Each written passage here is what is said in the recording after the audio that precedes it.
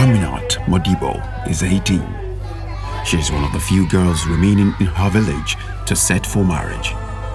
She was desperate to complete her education, but for the past 3 weeks, she has not been able to go to school. All vehicles plying the route had simply refused to visit her school, some kilometers away from Yola. The teachers had stayed at home. Ahead of her was the West African School Certificate WAEC, conducted in 16 African states. She has to compete with her peers. In her school, most students stayed away too. It now appears that she may not actually finish her school after all. Even if she manages to finish, she is unlikely to compete favorably in WAEC.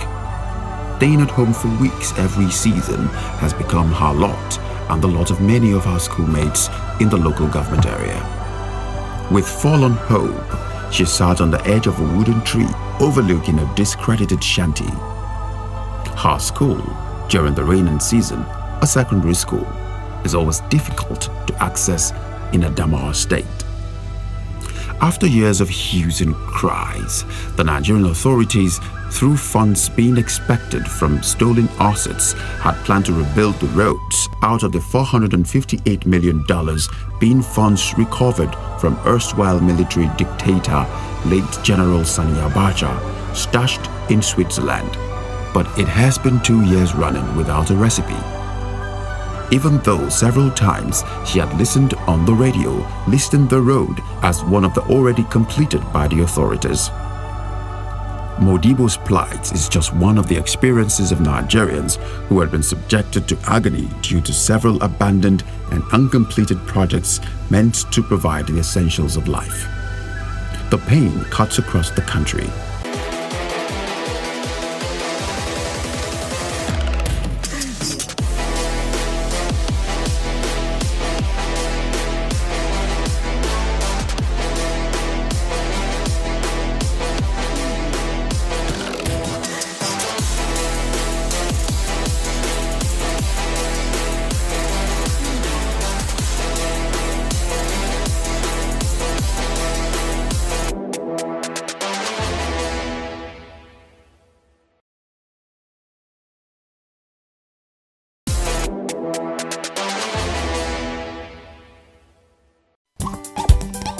For today is IFF. And does anyone know the meaning of the abbreviation?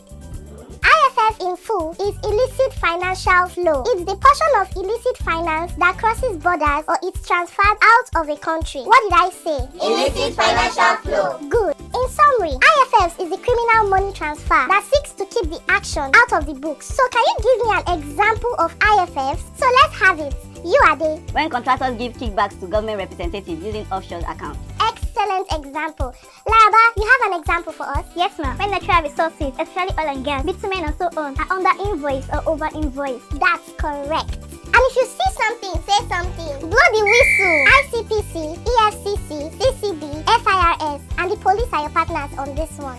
An estimated $10 to $18 billion is lost from Nigeria through illicit financial flow. It affects all of us. If you see something, say something.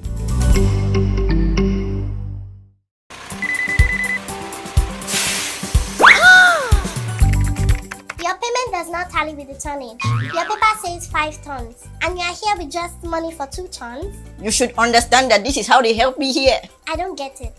I will pay the money into any account of your choice and we both win. I know what you're doing, but if you've been doing it before, it must stop today. It is illegal. We are just helping each other. No! I am only going to help my country to prevent illicit financial flow. Security! $50 billion is lost to IFFs from Africa alone. Do you know that 1/3 of the funds we lose this way could have provided 635.18 kilometers of roads, 36 ultra-modern hospitals per state, educated 3,974 children from primary to tertiary level? It affects all of us. If you see something, say something.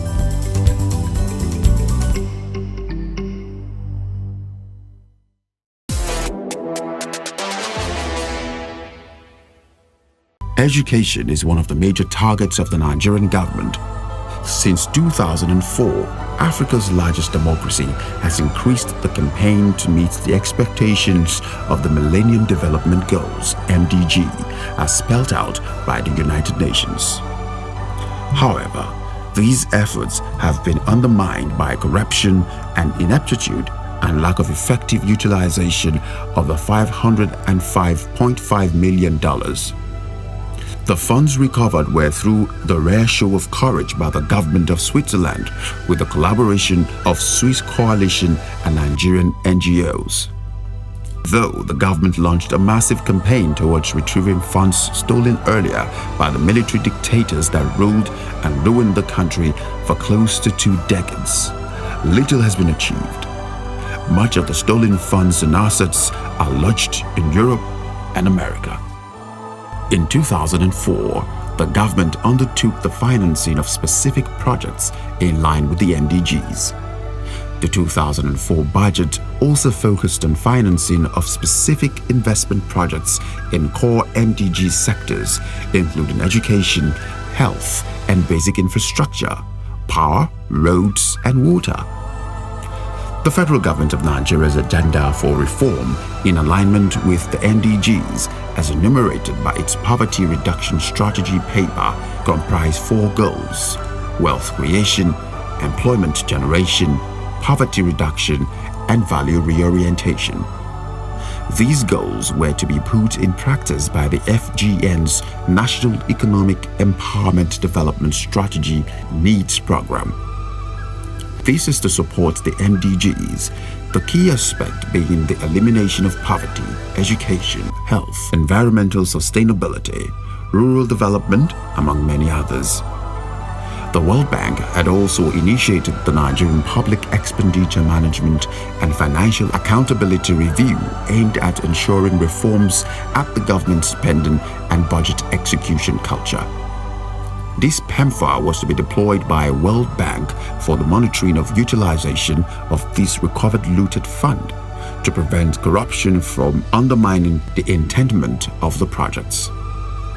A report was issued in December 2006 by the World Bank under the title Utilization of Repatriated Abacha Loot, Result of the Field Monitoring Exercise. Report prepared by the World Bank with cooperation from the Federal Ministry of Finance.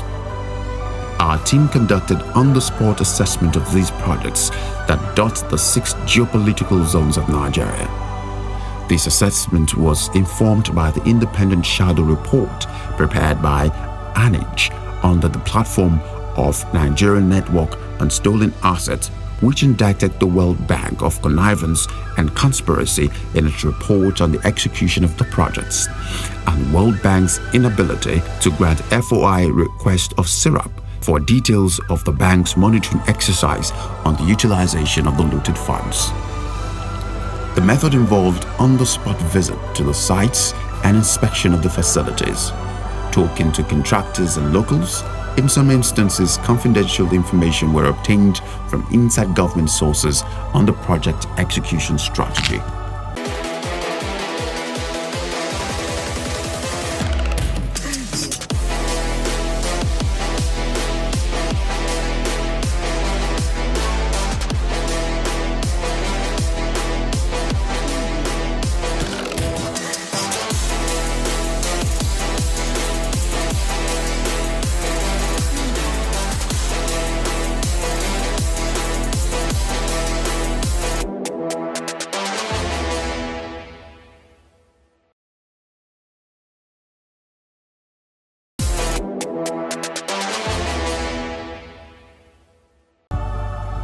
According to the NNSA Shadow Report, this report hopes to reveal some specifics on inspected projects that were eluded by the World Bank's PEMFA draft report.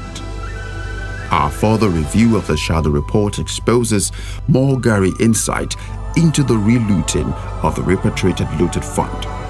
The NNSA Shadow Report said further, just as the ultimate emphasis of the application of the repatriated Abacha loot should be its meaning for development and poverty eradication, so should reporting on the PEMFA make the implementation of these goals visible rather than obscured by statistics. The World Bank draft report field trip results by sector gives exhaustive detail on the statistical results of the questionnaires, with the result that visualization of the projects in question becomes mad in slavish adherence to methodology. The report is, in other words, not very readable and fails to give insight into the challenges faced in the completion of the individual project.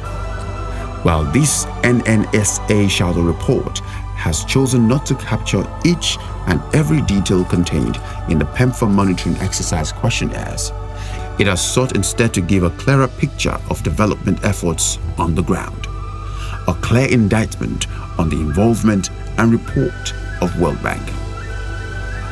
Across the country, the story of neglect and frustration of end users is similar or the same. We take you to the South-South region.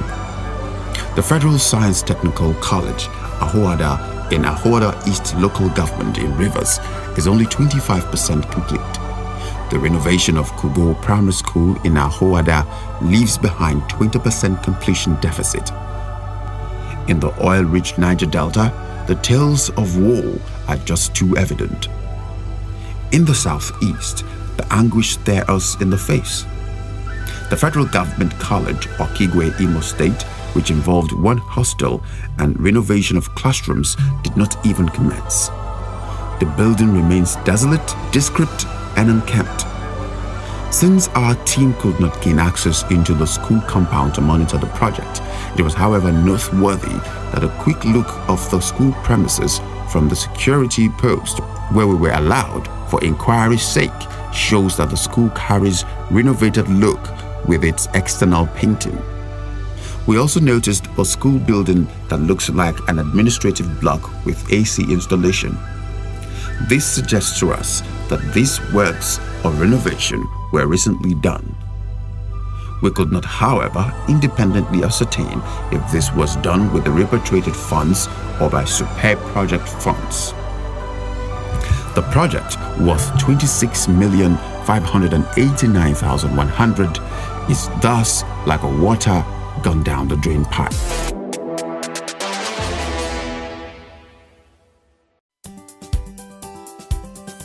Madam Odudu, thank you for having us in your office. We would like to ask some questions about some transactions in your books. Please go ahead. In the last 6 quarters, it has recorded in your books that you didn't make a profit. That is true. Things have been hard in this our industry. As you can see, I have lost weight. I see, but for the past 2 fiscal years, the inflow and outflow of funds to these silent partners and clients have not reflected in your tax remittance. Can you clarify that? You know how our industry works, eh? They are our silent partners and clients. You should understand. Wow. You can also become our silent partners. Nobody will ever know. Just tell the tax office that we didn't make profit this year, and your cool cash account in Luxembourg will be waiting for you. I think you will explain how you have not been making money to them at FIRS when the time comes.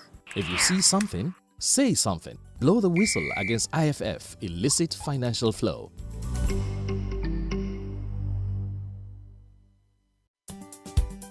We have evaluated the project and we can do it. Here are all our expenses.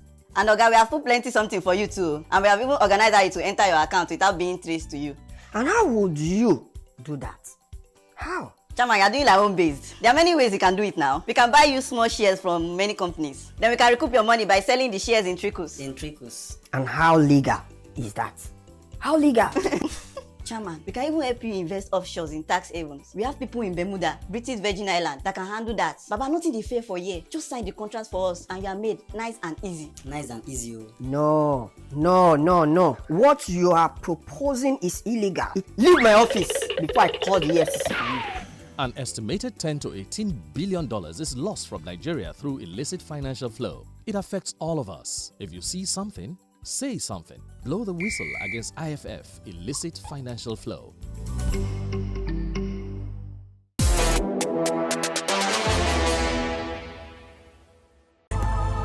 At Newi, the Utah Central Primary School, worth 4,517,284.81 naira, which began in 2002, was only 50% done.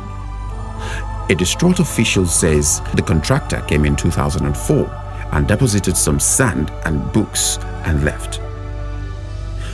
On this, our assessment visit in January 2017, some of the blocks were recently painted superb signage, while others remained abandoned and overgrown by weeds.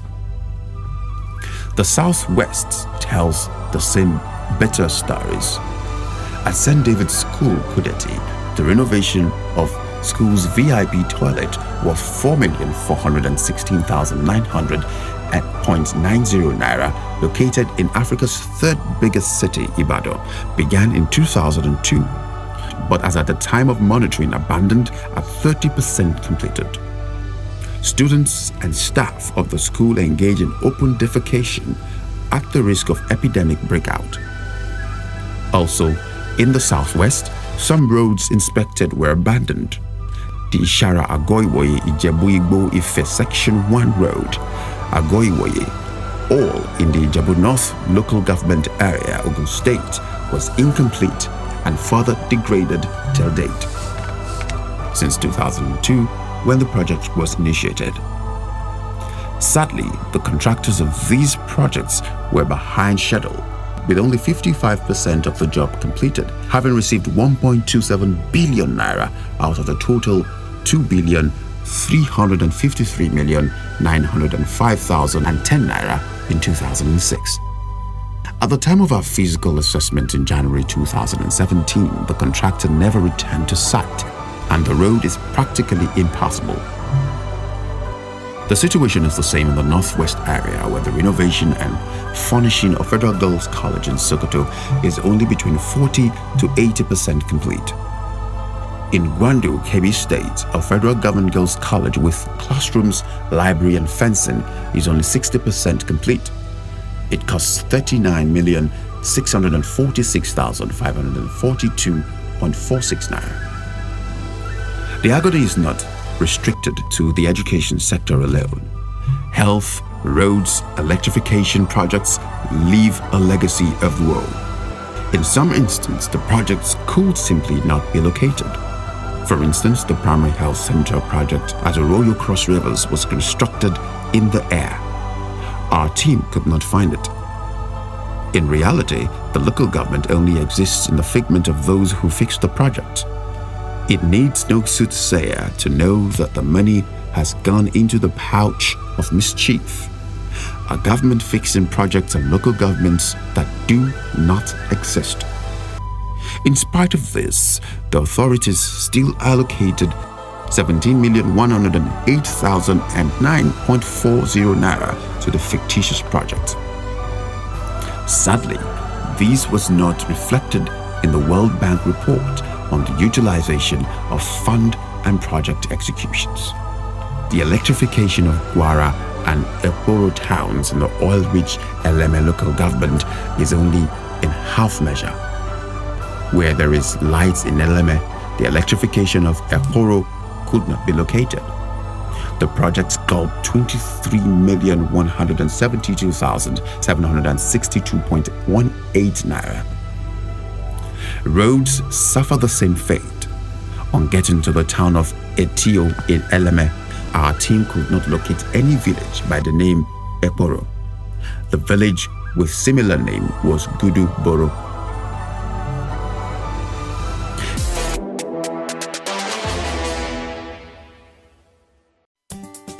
Eluladi, how are you? I'm fine, sir. Let me go straight to the point. That your invoice for the integration is too small. I need you to mark it up. Mark it up by 400%. Ah, sir, that is way above the price. Oh, I have added everything including tax and profit. Marking it up by 400% will be out of this world, sir. It looks like you don't want to be rich. Is it your money? My boy, take the invoice all the way up. Mark it up. No problem, sir. Do whatever you like with the 100% of the markup and send the remaining 300% to my foreign account. What if? Don't what if anything. The account is all the way in Switzerland. Untraceable. Chief wants to use us to launder money. Don't do it, oh. It's IFF, Mr. Ladi. I don't want you to go to jail, oh. Ah, Oladipupo, I can hear you people, oh. Ah, the phone is still on, oh. Yeah, off your mic. If you see something, say something. Blow the whistle against IFF, illicit financial flow. Mr. Driver, your vehicles and driver's license have expired and you are driving on the highway. This offense is punishable by the law. Tell your passengers to find another vehicle. Kia, quick. Officer, I beg now. How you feel help me? How will I help you? Your penalty is 3,000 for not having a valid vehicle license and 10,000 for not having a valid driver's license. In all, your total penalty is 13,000. Oh yeah, take your tickets. Officer, we did this country together now. Please help me. Okay, bring 8,000. Make I help you small. 8K, Nibo. Take your tickets. Go and pay to the office. Now that see you now, you know you will find more offenses. See, your tires have expired. Your car is bent. I didn't even include those offenses before. If we take you to the mobile court, your fine will reach 50,000. Oh. Officer, help me manage this 5-ish. Just add something, make I help you. Because if my guy here like... Stop it. Bribe giving or taking is corruption. It is one major channel of illicit financial flow. If you see something, say something.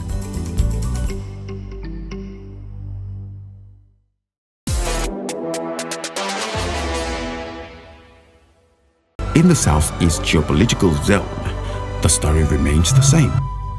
The rehabilitation of Ekolobia, Oko, Umanze, and Mbinta, the border road of Imo State and Anambra East Local Government Area, Anambra State, commenced in 2002. They were estimated to be 65% completed, with the cost of the project set to be 2,519,674,736.22 naira. But its completion remains a tall dream. Officials at the site admit that work has been stalled. It is a single carriage road. This road looks fairly motorable. However, there are bad portions of the road. Our findings suggest that large part of the road was recently fixed by the Anambra State government as part of their road network project. The Northeast geopolitical zone is not an exception. Since 2002, when the construction of the Mubi-Maiha Sorau Road from Mubi-Bukala Maiha Sorau in Mubi-Maiha Sorau local government area in Adamawa State was initiated. Till date, it remains less than 26% completed, despite the contract sum of 7.067 billion naira accrued to the project. This road is an international road connecting Nigeria and Cameroon. We are suffering here. Accidents occur almost on a weekly basis. The roads are bad. People are dying, including women and children.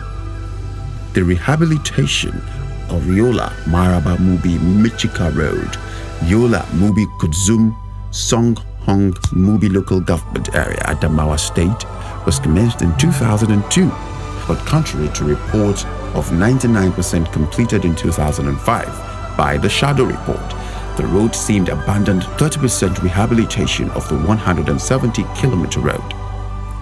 The project was responding to community complaints about poor condition of the road.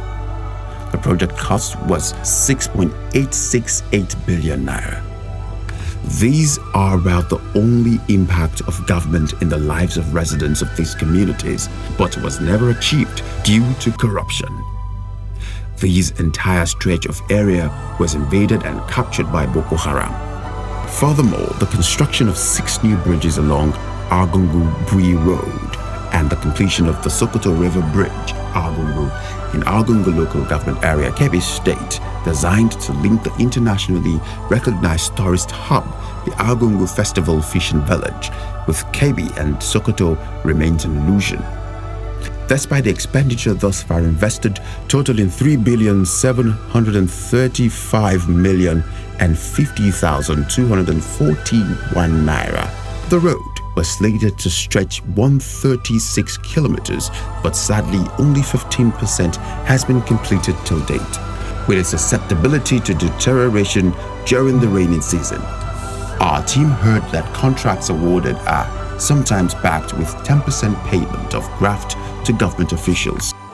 It is noteworthy that not all the projects listed by the federal government were made available by state officials, feeling suspicion that many more projects may have been listed in fictitious areas and funds allocated to them. It is not clear that recovery of stolen funds is just one step forward, but does not in any way resolve the contradictions associated with stolen funds. Of critical importance is the involvement of the beneficiaries and local communities in terms of needs assessment before the projects are conceived and implanted, and also the involvement of the people in the project implementation phases. The involvement of World Bank in the utilization of this particular fund further legitimized the corruption agenda of government officials and officers directly connected with the implementation than mitigated. As acknowledged in the PEMFA Shadow Report, the most striking finding of the field monitoring exercise was the large number of incomplete projects. In many cases, projects never even started. Of importance is how the funds were utilized, the application of the funds to meeting the good of the highest number. It thus appears that stolen funds again end up in the questionable red light district.